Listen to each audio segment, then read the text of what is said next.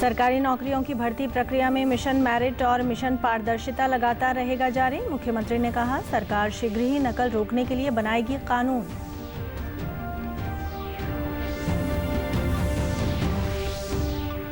विधानसभा के मानसून सत्र के दौरान कल 5 विधेयक किए गए पारित। उप मुख्यमंत्री दुष्यंत चौटाला ने कहा, वर्ष 2023 से पहले कुरुक्षेत्र यमुनानगर सड़क को किया जाएगा 4 लेन।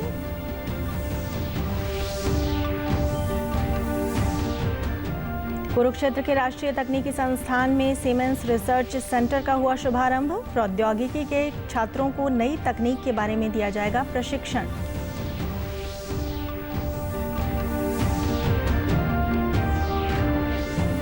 और आज से टोक्यो में पैरालंपिक खेलों की हुई शुरुआत। भारत के 54 सदस्यीय दल में 19 खिलाड़ी हरियाणा के। रेवाड़ी के टेकचंद ने ध्वज वाहक के रूप में भारतीय दल का किया नेतृत्व। नमस्कार, मैं ऋतु कौशिक। अब समाचार विस्तार से। मुख्यमंत्री मनोहर लाल ने विधानसभा सत्र में कहा कि ग्रुप सी और डी की भर्ती के लिए अभी कॉमन एलिजिबिलिटी टेस्ट के लिए केवल रजिस्ट्रेशन प्रक्रिया चल रही है। उन्होंने कहा कि इन परीक्षाओं के लिए विज्ञापन जारी होने के बाद भी अभ्यर्थियों को रजिस्ट्रेशन का मौका दिया जाएगा, ताकि कोई भी पात्र अभ्यर्थी आवेदन करने से वंचित न रहे।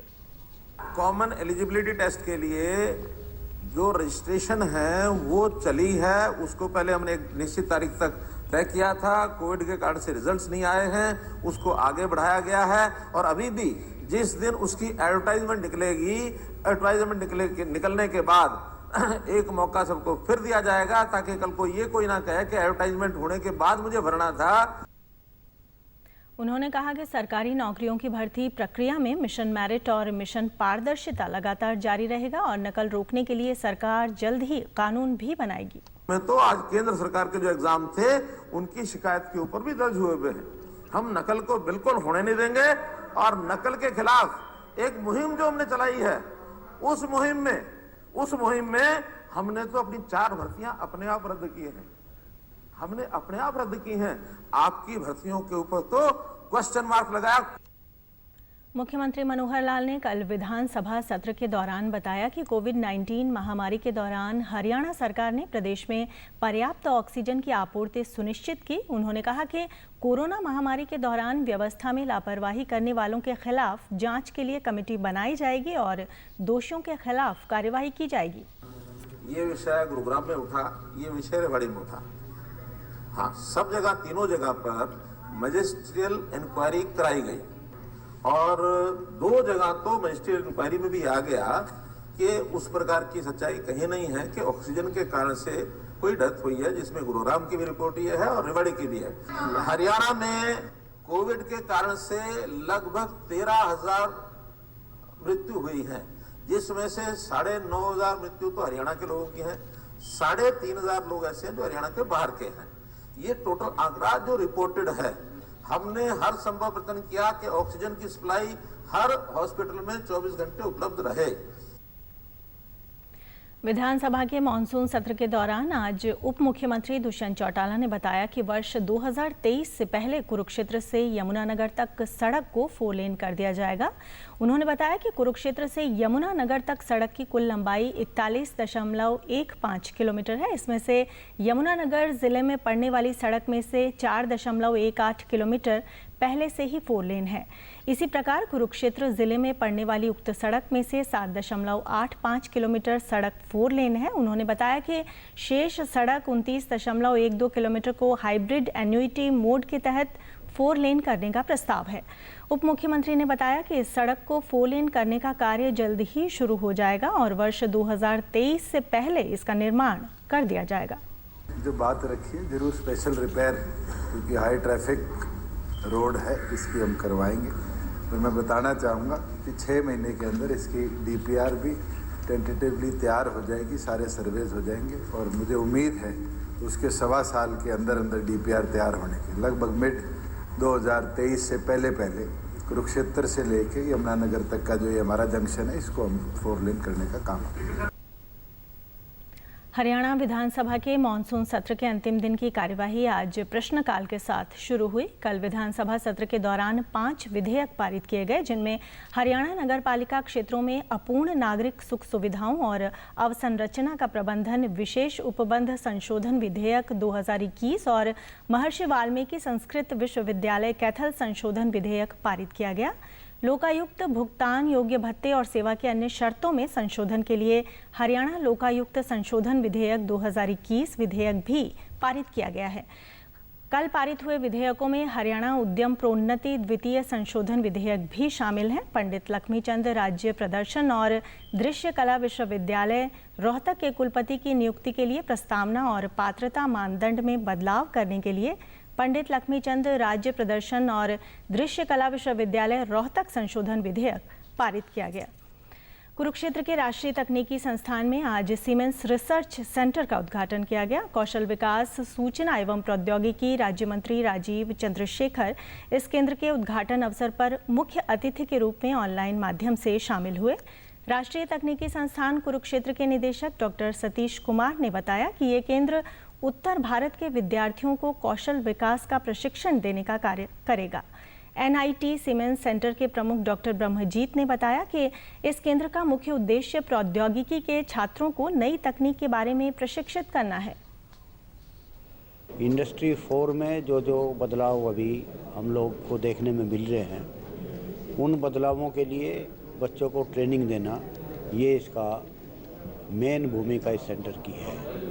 और उसके लिए उसी तरह के कोर्स सीमेन और कोरल की सहायता से और यहाँ के अपने जो फैकल्टी हैं उनकी मदद से उसी तरह के कोर्स ट्रेनिंग प्रोग्राम हम लोगों ने डिज़ाइन किए हैं। और ये सेंटर खाली NIT के लिए नहीं है, इस रीजन में पूरे नॉर्थ इंडिया रीजन में वो हरियाणा से हों बच्चे। सीमेंस सेंटर का एस्टेब्लिशमेंट है, ये सीमेंस के फाइनेंशियल सपोर्ट के द्वारा बनाया गया है। इसमें इनका सीमेंस का एक ग्लोबल एकेडमिक प्रोग्राम होता है जिसमें ग्रांट इन काइंड में सीमेंस ने हमें 164 करोड़ की ग्रांट दी है और हमारा एक छोटा सा शेयर है 24 करोड़ का।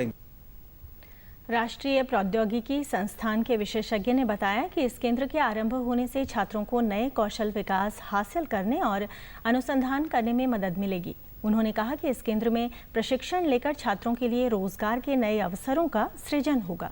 11 लैब इसमें स्पेशलाइज्ड लैब हैं डिफरेंट एरिया की, जो स्मार्ट मैन्युफैक्चरिंग है, ऑटोमेशन है, इलेक्ट्रिकल एनर्जी सेविंग है। तो उसमें जो इक्विपमेंट है, जो हार्डवेयर है या सॉफ्टवेयर है, वो बिल्कुल जो लेटेस्ट इंडस्ट्री में यूज़ होता है वैसा सारा इक्विपमेंट है, वैसे फैसिलिटीज़ हैं। तो इस पे यदि बच्चा ट्रेन हो जाता है तो वो एक तरह से ये मान लीजिए कि वो जॉब रेडी हो जाता है, इंडस्ट्री रेडी हो जाता है, जो कि शायद पूरा थ्योरी में हम लोग उतना नहीं बता पाते हैं या उस तरह की इक्विपमेंट के साथ हैंड्स ऑन ट्रेनिंग नहीं करा पाते हैं बच्चों। सीमेंस सेंटर ऑफ एक्सीलेंस जो NIT क्षेत्र में आज उद्घाटन हुआ है, वो मेरे जैसे स्टूडेंट्स और पूरे नॉर्थ इंडिया के लिए एक काफ़ी अच्छा इनिशिएटिव सिद्ध होगा। और ये जो सीमेंस सेंटर है, ये सेंट्रल गवर्नमेंट की काफ़ी अच्छा इनिशिएटिव है, जो कि स्किल डेवलपमेंट और कौशल विकास में बच्चों का और न्यू रिसर्च स्कॉलर्स का काफ़ी मदद करेगा। और सीमेंस सेंटर से हमें एक रोज़गार के अच्छे अवसर प्राप्त होंगे। आज से टोक्यो में पैरालंपिक खेलों की शुरुआत हुई। भारत इन खेलों में अब तक का सबसे बड़ा 54 सदस्यीय दल भेज रहा है। ये खिलाड़ी 9 खेलों में पदक के लिए अपनी दावेदारी पेश करेंगे। प्रधानमंत्री नरेंद्र मोदी ने पैरालंपिक खेलों के लिए भारतीय दल को शुभकामनाएं दी। 54 सदस्यीय इस दल में 19 खिलाड़ी हरियाणा से हैं। उद्घाटन समारोह में हरियाणा के टेकचंद ने ध्वजवाहक के रूप में भारतीय दल का नेतृत्व किया। मुख्यमंत्री मनोहर लाल ने अपने ट्वीट संदेश में टेकचंद और अन्य सभी भारतीय खिलाड़ियों को शानदार प्रदर्शन के लिए शुभकामनाएं दी। उन्होंने कहा कि आप अपने उत्कृष्ट खेल कौशल से देश और प्रदेश के नाम को 4 चांद लगाएं। बल्लभगढ़ के ऊंचा गांव निवासी सिंहराज टोक्यो पैरालंपिक खेलों में 10 और 50 मीटर शूटिंग में हिस्सा लेंगे। सिंहराज के परिजनों ने बताया कि सिंहराज ने राष्ट्रीय और अंतर्राष्ट्रीय स्तर की प्रतियोगिताओं में हिस्सा लिया है और कई पदक जीते हैं। उन्होंने बताया कि अपनी कड़ी मेहनत के चलते ही सिंहराज पैरालंपिक स्तर पर पहुंचे हैं और उन्हें उम्मीद है कि वो स्वर्ण पदक जीतकर देश का नाम रोशन करेंगे।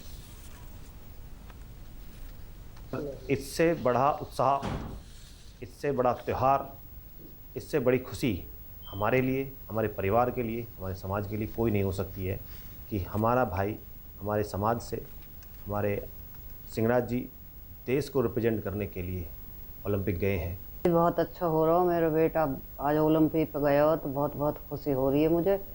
और जीत के आवे हों तो वो इस दिन से ही मेहनत कर रहा हो, वही बहुत ज़्यादा मेहनत कर रहा हो, इसकी मेहनत रंग ले आवे। हाँ, 3-4 साल में रात दिन ढूंढवा रखा है, इसमें ही लग रहा हो, बस अपना मन टनते इसमें ही लग रहा हो। हमें बड़ी खुशी हुई है, हमारा बेटा जीत के आवे और देश में नाम करे। हो रही है कि मेरा ही पुत्र जो है ओलंपिक में, पैरा ओलंपिक में जा रहा है और मैं ईश्वर से दुआ करूंगा कि देश का नाम भी रोशन करे और मेहनत करे। मैं अपनी प्रैक्टिस के लिए जाता था स्टेडियम में, मेरे चाचा मेरे साथ मेरे को छोड़ने के लिए जाते थे, तो मैंने उनसे बोला कि आप भी शूटिंग स्टार्ट कीजिए, हम दोनों मिलकर देश के लिए मेडल लेके आएंगे, देश का नाम रोशन करेंगे। तो मैंने उनको फोर्स किया और कोच ने भी उनको कहा, तो उन्होंने शूटिंग स्टार्ट की। फिर हमने उनको शूटिंग स्टार्ट किया ही तो उन्होंने बहुत अच्छा रिजल्ट दिया। तो उसके बाद से हमारी प्रैक्टिस चलती रही। कोई कमी होती थी तो मैं उनकी हेल्प करता था, वो मेरी हेल्प करते थे, ऐसे हम साथ में मिल के आज ओलंपिक के लिए जा रहे हैं वो। डीडी न्यूज़ हरियाणा पर देश और प्रदेश से जुड़ी खबरों को विस्तार से जानने के लिए आप हमारे साथ फेसबुक, ट्विटर और यूट्यूब के माध्यम से भी जुड़ सकते हैं। हमसे जुड़ने के लिए आप हमारे सोशल मीडिया हैंडल को भी फॉलो कर सकते हैं। अब आप अपने मोबाइल फ़ोन से QR कोड स्कैन कर हमारे यूट्यूब चैनल पर सीधे पहुंच सकते हैं। प्रदेश में कृषि को उन्नत बनाने, जल संरक्षण और रासायनिक उर्वरकों में कमी लाने के लिए आज करनाल के क्षेत्रीय कृषि विज्ञान केंद्र उचानी में किसान गोष्ठी का आयोजन किया गया। इस गोष्ठी में विभिन्न जिलों से आए किसानों ने हिस्सा लिया और हरियाणा कृषि विश्वविद्यालय हिसार के उपकुलपति डॉक्टर BR कंबोज ने मुख्य अतिथि के रूप में शिरकत की। डॉक्टर BR कंबोज ने पत्रकारों से बातचीत में कहा कि आज कृषि का स्वरूप बदल रहा है, इसलिए किसानों को भी खेती के तरीके बदलने की आवश्यकता है, तभी वो खेती के फायदे के सौदे में बदल सकते हैं। उन्होंने बताया कि कृषि विश्वविद्यालय हिसार ने 22 देशों के साथ समझौता किया है, जिसके तहत इन देशों के साथ कृषि संबंधी वैचारिक, शैक्षणिक व तकनीकी आदान प्रदान किया जाएगा। और इसी दिशा के अंदर कृषि के साथ साथ जो दूसरे व्यवसाय हैं, खुम्ब उत्पादन है, मधुमक्खी पालन है, आपका पशुपालन है या अन्य जो भी कृषि से जुड़े हुए संसाधन हैं, उसको कृषि के साथ जोड़ के और उनमें मूल्य संवर्धन करके, पैकेजिंग करके इस दिशा के अंदर हम आगे बढ़ सकते हैं। आय बढ़ानी है तो किसान समूह बनाकर और जितने भी हमारे कृषि में कच्चा माल हमारे पास उपलब्ध है, यानी कि गेहूँ है, गन्ना है, चावल है, अब उसमें मूल्य वृद्धि तभी हो सकती है जब उसका हम संवर्धन कर सकें। तो वैल्यू एडिशन के ऊपर कृषि विश्वविद्यालय का पूरा जोर है। किसान गोष्ठी में हिस्सा लेने वाले किसानों ने नई तकनीक का इस्तेमाल करने और समूह बनाकर खेती करने की बात कही। बारे में बीमारियों के बारे में दान की और नई तकनीक के साथ कभी ऐसे ऐसे करना चाहिए, उसके बारे में जानकारी दी गई। और अनुरोध है हमारा अधिकारियों से कि भी इस तरह की गोष्ठियाँ लगातार होनी चाहिए। मतलब खेती बाड़ी के लिए और पेड़ फसल के बारे में, पेड़ पौधों के बारे में और मूंग की दाल के बारे में भी। स्वास्थ्य और परिवार कल्याण मंत्रालय के मुताबिक देश में पिछले 24 घंटों में 25,467 कोविड के नए मामले सामने आए हैं। वहीं कुल सक्रिय मामलों का आंकड़ा 3,19,551 है। प्रदेश में भी अब तक कोरोना रोधी टीके की लगभग 1,48,27,000 से अधिक खुराक दी जा चुकी है। प्रदेश में कोविड से 7,60,000 से अधिक लोग स्वस्थ हो चुके हैं। रिकवरी दर बढ़कर 98.66% हो गई है। अंत में इस बुलेटिन के मुख्य समाचार एक बार फिर।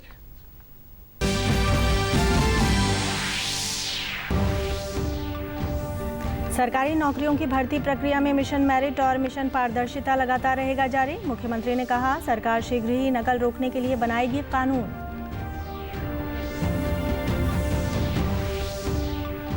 विधानसभा के मानसून सत्र के दौरान कल 5 विधेयक किए गए पारित। उप मुख्यमंत्री दुष्यंत चौटाला ने कहा, वर्ष 2023 से पहले कुरुक्षेत्र यमुनानगर सड़क को किया जाएगा 4 लेन।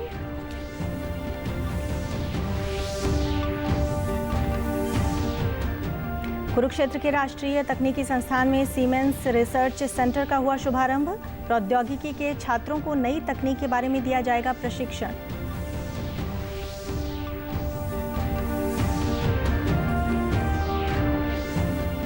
और आज से टोक्यो में पैरालंपिक खेलों की हुई शुरुआत। भारत के 54 सदस्यीय दल में 19 खिलाड़ी हरियाणा के। रेवाड़ी के टेकचंद ने ध्वजवाहक के रूप में भारतीय दल का किया नेतृत्व। सभी दर्शकों से अपील है कि आप जब भी घर से बाहर निकलें तब मास्क जरूर पहनें, 2 गज की दूरी बनाए रखें और एक नियमित अंतराल पर अपने हाथ धोते रहें। और अगर आप पात्र हैं तो टीकाकरण अवश्य करवाएं, तभी आप कोरोना महामारी से बच सकते हैं। आज के बुलेटिन में बस इतना ही। नमस्कार।